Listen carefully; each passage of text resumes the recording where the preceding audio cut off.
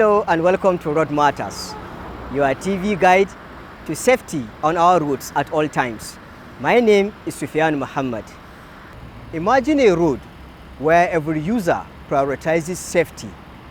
Imagine a road where drivers, cyclists, and pedestrians coexist harmoniously. This is not just a vision, but a reality we can collectively achieve through education and awareness. On this episode of Road Matters, we will be talking about zebra crossing, cycling, and responsible driving. And of course, a report from Lafia. Stay with us, don't go away.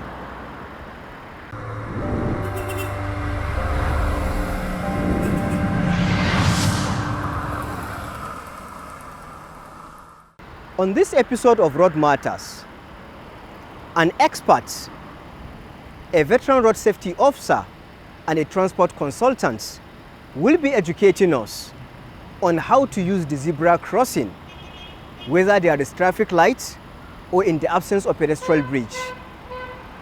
He will also be taking us on cycling, which eventually become a history that whenever we remember, it gives us the joy that we'd enjoy back then. Recently, bicycle is only being used by children and teenagers.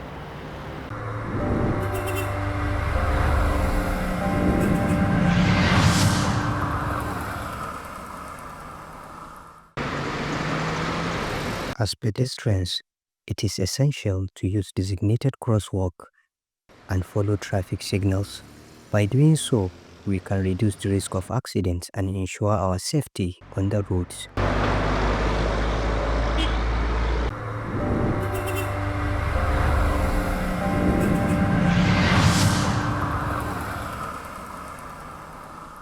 Zebra crossing is absolutely important.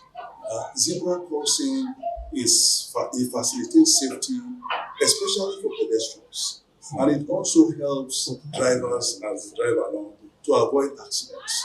Any mishap on zebra crossing can affect not only the passenger, not only the driver and the passengers inside, but it can also affect the pedestrians and those around the zebra crossing. So it can have a collateral and an aggregated effect when any incident happens. Zebra crossing is an opportunity for a driver to exercise patience. It's an opportunity for a driver to show how civilized and safety conscious he is. It is actually an onus on the driver to even be courteous. You've seen situations where a driver approaches a zebra crossing and people are standing at the edge of the zebra crossing. The driver stepped on the zebra crossing and the driver stops. You see some pedestrians, when they cross, they wave the driver. They thank him. If you are a driver and you get that kind of acknowledgement, it is good for you that people appreciate your sense of courtesy and civility. And quite frankly, that's how it should be. You get to pedestrian crossing, even if there's no traffic light controlling the zebra crossing, and there's no immediate driver behind your back that will impact on you. Even if there is, put in your hazard light to let him know that you're approaching zebra crossing and that there's a danger and that the driver behind you should please slow down. The driver too can see a zebra crossing ahead anyway. So when they see that you who is ahead of them is respecting the zebra crossing, they too will be constrained to slowing down. And then when you slow down, those who are on it should pass by. Traditionally, the rule is if a pedestrian is standing just one step on the pedestrian crossing, the legal position is you, the driver, you should stop. That's the legal position. But unfortunately, it's not always like that. In most cases in our communities, in our cities in Nigeria, particularly Nigeria, it is not like that. You go next door to Ghana, they are more road safety conscious. In Nigeria, because of our sense of haste, our sense of impatience, and the general indiscipline of many of our drivers. I use the word many because there are many drivers that are also good. There are many drivers that are courteous. But again, the issue of courtesy on the road is a cultural thing. As more and more drivers become more courteous, more sensible, it impacts on the others. You don't want to be the only silly driver on the road that overtakes when people have stopped on a zebra crossing. So you, the driver in front, when you stop, the others will take cue. It's just like a herd mentality. When the cow in front behaves well, you see the cows coming behind, they too, they follow the cue. So it's like that. There's a herd mentality on the road too. If you start speeding recklessly, sometimes those following you will do the same. So how we drive, how we approach pedestrian crossing impacts on not only the drivers, it then impacts on the pedestrians themselves. The pedestrians will get to knowing that people respect pedestrian crossing these days, and they will pass quickly. They will not run through. People run through the zebra crossing because they feel nobody's going to stop for them. So even running through the zebra crossing for a pedestrian is improper and unsafe. You could fall down. It's not say, what kind of shoe are you wearing? It's not right for you to run on the zebra crossing. So it is incumbent on the pedestrian to also behave well on the zebra crossing, whether there's a traffic light or there's no traffic light.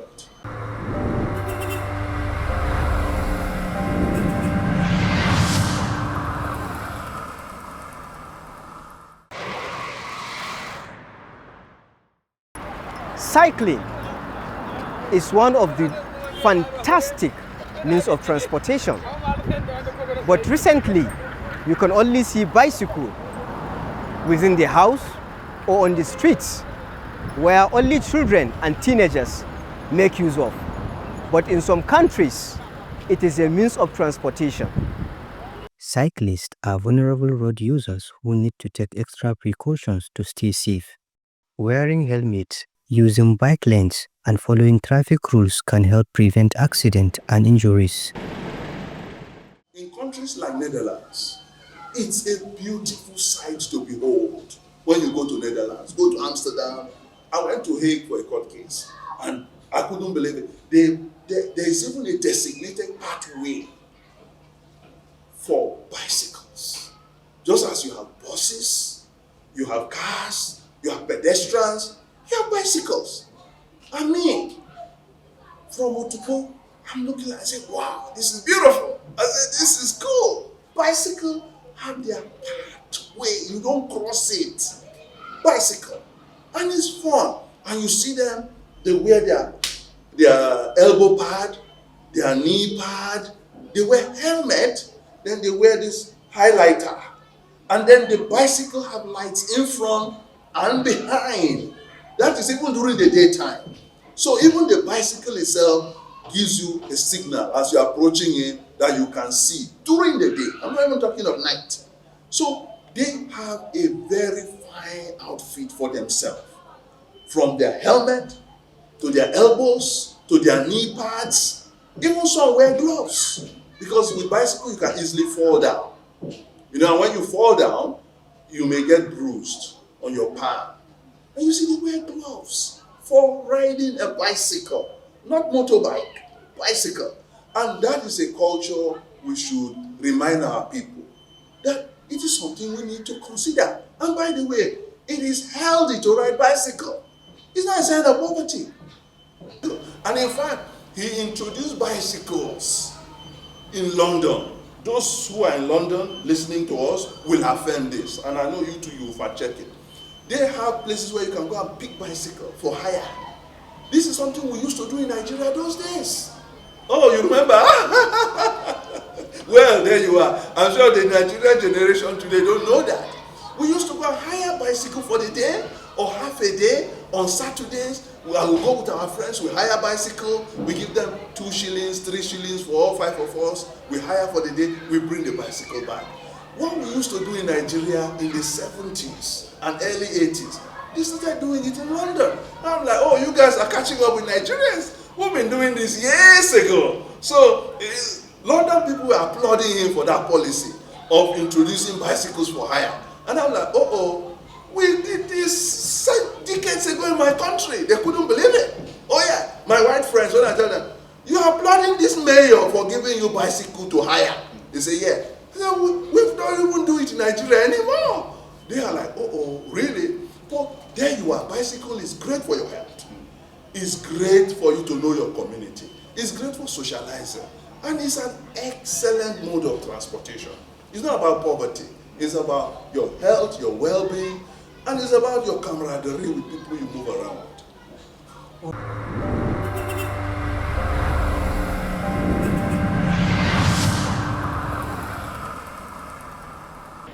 A recent development in Lafia, the capital city of Nasarawa State, was the construction of underpass and overpass. For those that are familiar with the axis, knows the volume of traffic in that area. Stay with us as we see a report from our correspondent.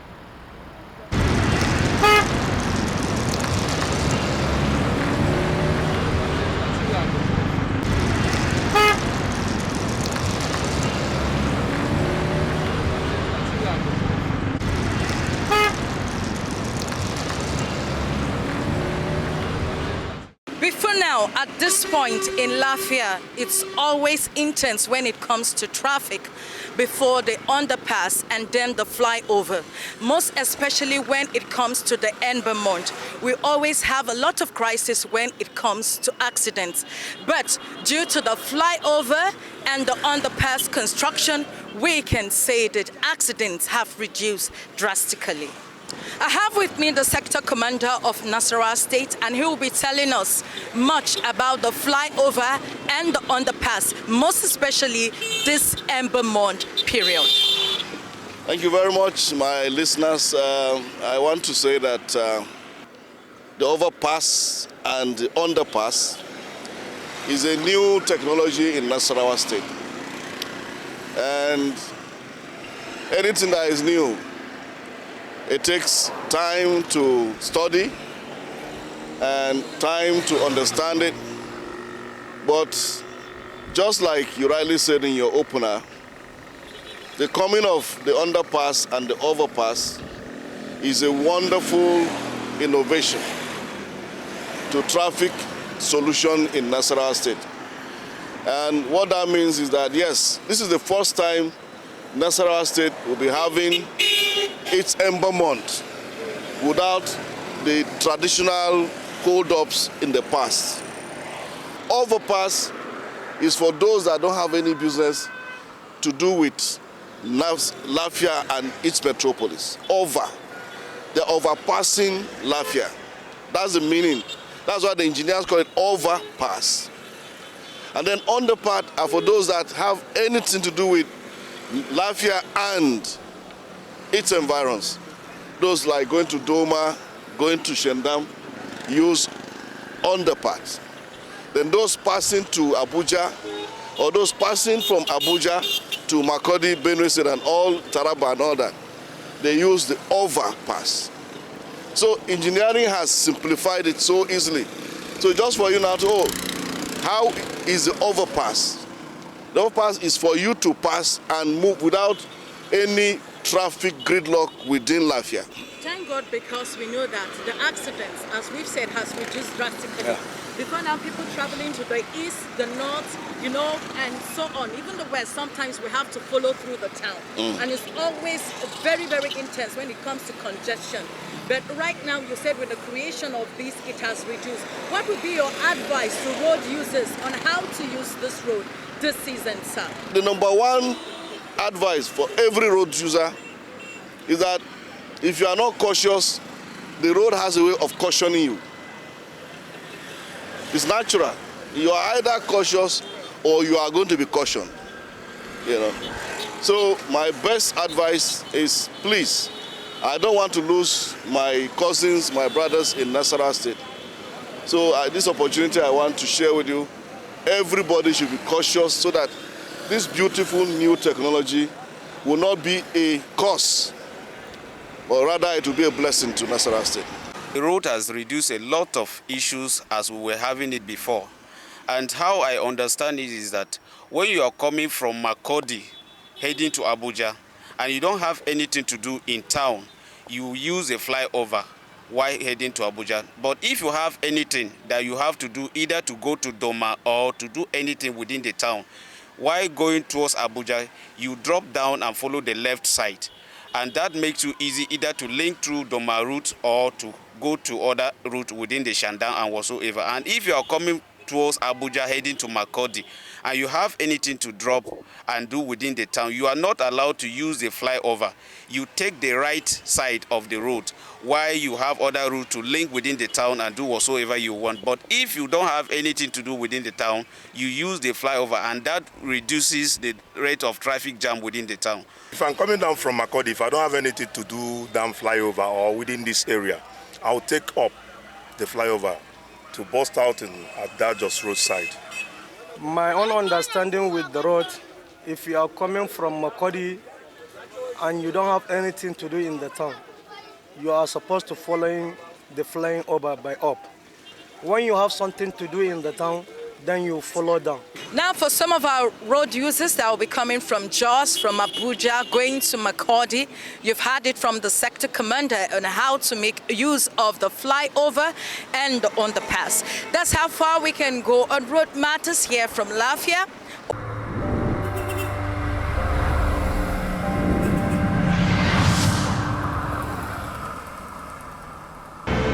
As drivers, we have a responsibility to prioritize the safety of all road users. By yielding to pedestrians, following speed limits, and using signals, we can create a safer and more harmonious road environment. As a rule, drivers are supposed to be responsible. And like I normally say, 90% of what happens to a driver on the road is about him. I don't believe in this theory that accidents happen. I believe that what happens is called an incident, and they are avoidable. And road safety officers listening to this, as I am a former road safety officer, this is even the UN decade for avoidable road incidents. This decade is called avoidable road incidents. We should be drumming it into the ears of the public. And thank you for this opportunity. The point is, we are in a decade where 99 or more percent, 99 point of what happens on the road are avoidable. The person coming behind, the person in front, the person from the side, it's all avoidable if we have it as a mindset that accidents do not happen. You don't see a kangaroo falling from the sky and hit your car on the road. No. If you're driving in an area where there are animals, there should be signs telling you you are entering the countryside or going near farms, and there may be antelopes, there may be horses, there may be cows, there may be goats. So there will be clear warning. So nothing will take you by surprise. So even the building and the construction of the road itself has a facility for safety. It has, a hard shoulder, the engineering of it, there's, drainage down. So if those engineering the road have safety consciousness, you using it, you should be safety conscious. If you are conscious, you do not speed, you maintain your car. Because the issue of maintenance is something that people cut corners and say, oh, God will help us, Allah will help us. No, Allah expects you to help yourself. It's an act of faith too, to look after your car, to check your brakes, to check your oil, to check the water in it. It's an act of faith not to speed. You will get there anyway. And every community has speed limits. And in most places, like in England, where it's built up, 30 kilometers. Some places 25, some places 10, if it is a busy shopping area, where there are shops here and there, children with bicycle. 10 kilometers. You exit it, there are cameras that pick you up. So there are technological methods of enforcing it. And there's no hiding, there's no running away. They will come and knock on your door and give you that ticket, and you must pay. And quite frankly, you have a time limit. If you delay in paying, the fine gets higher. We need a regime where we don't have to be so brutal in our law enforcement. We need a regime of social enforcement of defensive driving.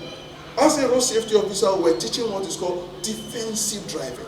So you drive with the consciousness of the fact that the man next to you or coming next to you needs to be protected. You too, you need to be protected.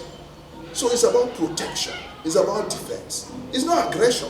It's not assertiveness. And that sense of defensive driving, when it is driven across the board, it goes on the highway where you can speed a little bit. But even if you can speed, what is the speed limit on that highway? Is it 70? Most times it's 70. Is it 80? Is it 100? Keep to the speed limit. We disobey speed limit at our own peril. Just as the saying goes, speed thrills, but speed kills.